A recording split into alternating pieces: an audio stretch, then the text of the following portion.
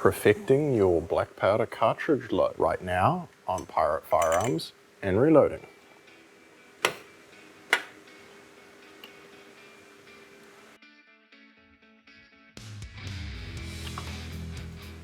Hey folks, welcome back to the channel.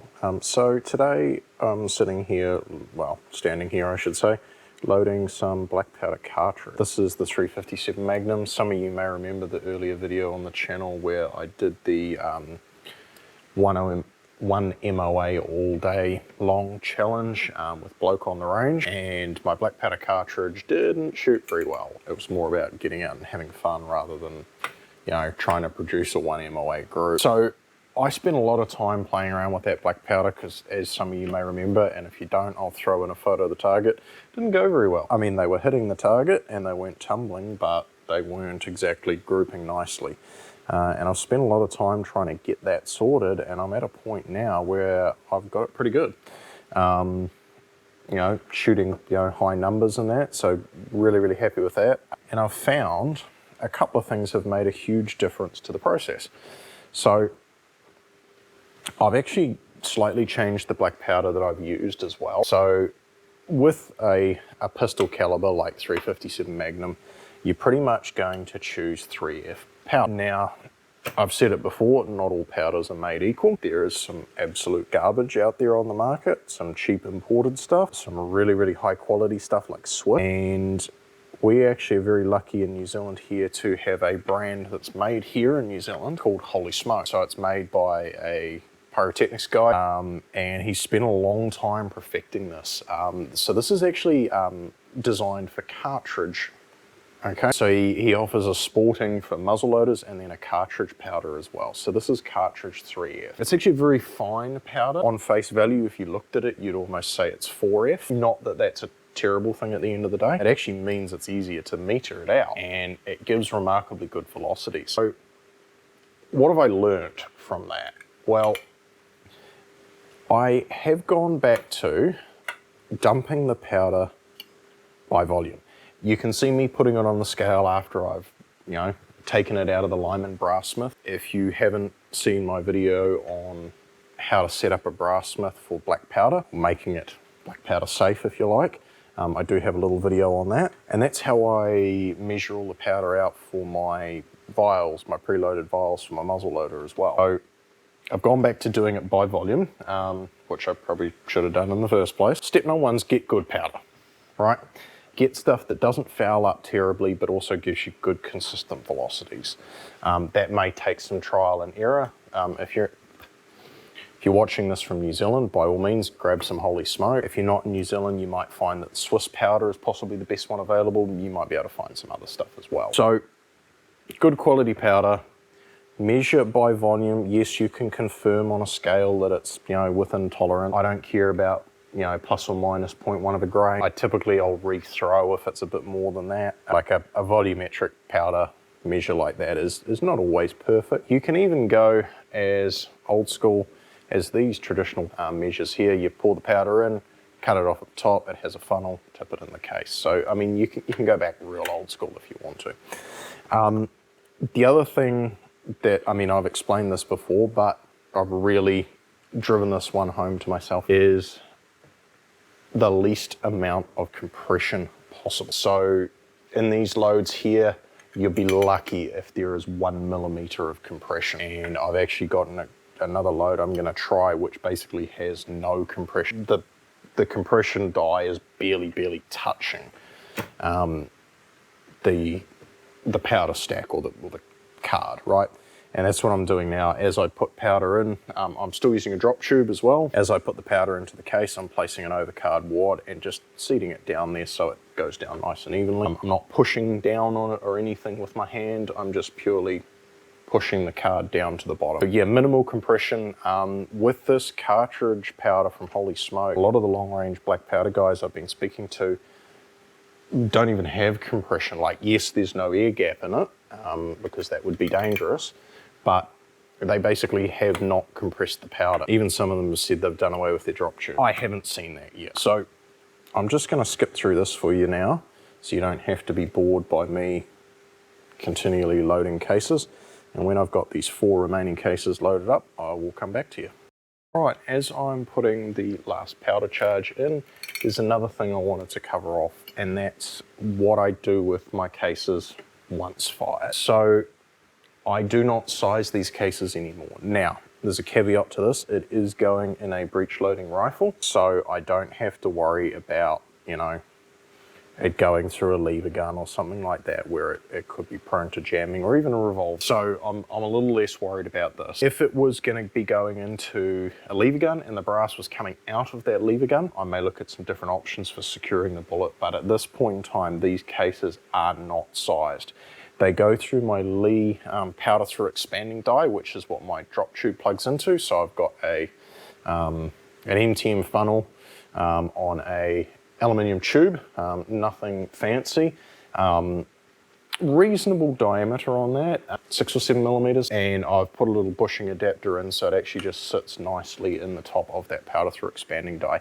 And the reason being I'm still using that is because it puts a tiny little flare on the neck, which is quite important when I get to the next part. I'm going to take out the powder through expanding die, and we're going to put in my powder compression die.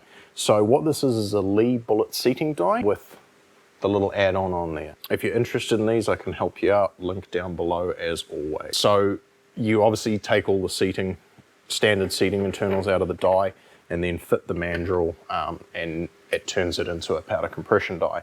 You will need an over powder card. I think I've talked about this before. I use cereal box because it is nice and thin. It is a consistent thickness. You know, you can usually find a cereal box lying around your house. So let's give these guys a go. So what I'll do to save you guys the boredom, we'll just do 5. So I just simply run them through like this, and there's barely any force on that. In fact, I'm pretty sure I could let the weight of the press handle do that for me.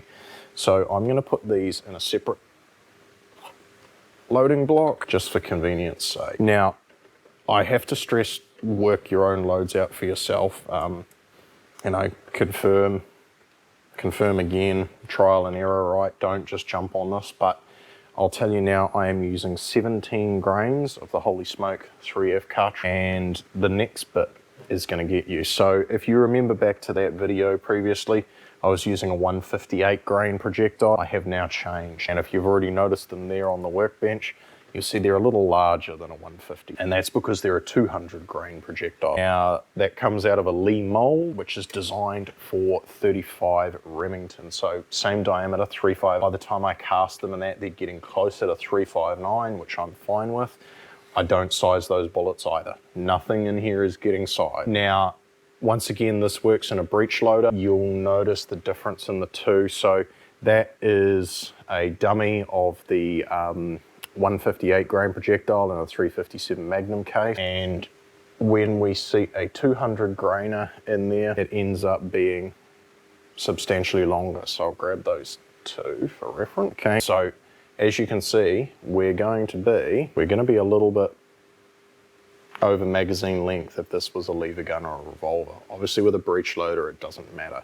So I set the bullets up so they seat with all of the grooves and bands inside the case. You could seat that bullet down a bit further or put it in a 38 special case should you want it to feed through a lever gun. When I come to getting a black powder load teed up for my 1873 lever gun, that will be one of the things on the table. So less powder, bigger projectile, and it's made a huge difference. Now, here's the trick.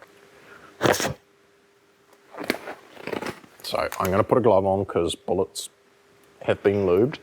So I pan lube. You can see the nice lube ring there. And literally, all we are going to do,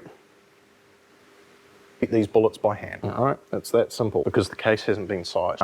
You don't need a grip on the bullet. Once again, if this was a lever gun or a revolver, I would not be trusting that to hold in place. Because this is a breech loader, a single shot rifle, I can get away with this. You will find, once again, the long range black powder guys will do the exact same thing. There's basically no neck tension. If I can fit those with my thumb, there's obviously no neck tension. Now, I do one final thing, because remember we put a flare on the neck of the case. So this is the Lee bullet seating die and carbide post sizer combination. So I have taken the guts out of this die, so there's no crimp feature in there anymore.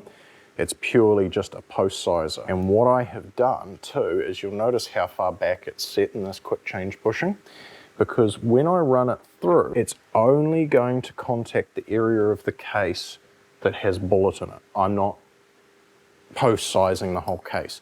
And this is not a proper size anyway. It's just a final check normally to make sure that you're not going to have any issues with feeding, like in a revolver, for example. Now, I don't know how good the camera is going to make this out, but you'll see that the top part of the case is a little shinier than the rest, and that's because it's run through the carbide ring. So I'm taking the neck flare off, and I'm giving the bullet just a little bit of tension, not much. Once again, if this was in a lever gun or a revolver, you may want to leave the crimp internals in this die and just apply a light little crimp. So just like that. And for these bullets, in terms of their casting, I target a Brinell hardness somewhere between about 9 and 13. If I remember correctly, when I measured these bullets in this batch of casting, they sat around about 11. Everyone has their argument on how much it needs. Black powder cartridge does not generate a lot of pressure, so you don't need an extremely hard alloy. So there we go, folks. There's the black powder cartridge. So by technicality, this is now getting to 357 maximum lengths, but that's okay in my rifle. I know that fits. I have a rather long chamber, and I can get away with that. So maybe when I get the lever gun up and running and dialed and I decide what I'm doing, I'll probably stick with these 200 grainers, but I'll have to put less powder in order to seat that bullet a bit further. And like I said, I may swap to a 38 special case, which has a little bit of a shorter length on it, and that'll allow me to compact the round down a little bit and allow it to feed through the elevator mechanism in an 1873. So that's the fine tuning that I've done. On the screen now should flash a target, and you'll see the difference between the two. So it's amazing, just even the difference that a heavy projectile made. So it is relatively slow. It's below the sound barrier, but I don't want it to go transonic either. The 158s, if you're really, really pushing them, you could get them to go supersonic with black powder, but you're kind of defeating the purpose. At the end of the day, we're target shooting with these. You might want a cowboy action shoot with these. You're not exactly needing all that velocity to knock something over. You just need to ring the piece of steel or punch a hole in the paper. So this target that you're seeing here, the 8 shot, a couple of weeks ago, that's off shooting sticks. So traditional shooting sticks made to the specifications, and a 1 foot high seat. Once again, to the specification with most of your black powder long range or your cowboy action long range rule. It's been a tricky road. Black powder is always tricky. I suggest you start one thing at a time. If you're having trouble with black powder cartridge, change one thing, shoot 5-10 rounds, come back, change something else, and just slowly work your way through it. But this series of just minor improvements with things has made an absolute difference, and the targets on screen are absolutely going to be showing you that too. So don't give in. Black powder can be immensely frustrating, but it's immensely rewarding when you get it right. And if you've been watching the channel for any length of time, you know I'm absolutely obsessed with black powder, so this is going to be a lot of fun. If you have any questions, as always, hit me up in the comments down below. There is a link in the description, check that out. And until next time, happy shooting. Thanks for watching. Don't forget to like this video and subscribe so you don't miss out on anything. And if you found this video helpful, please share it with your friends. If you have any questions, hit me up in the comments below. Catch you next time.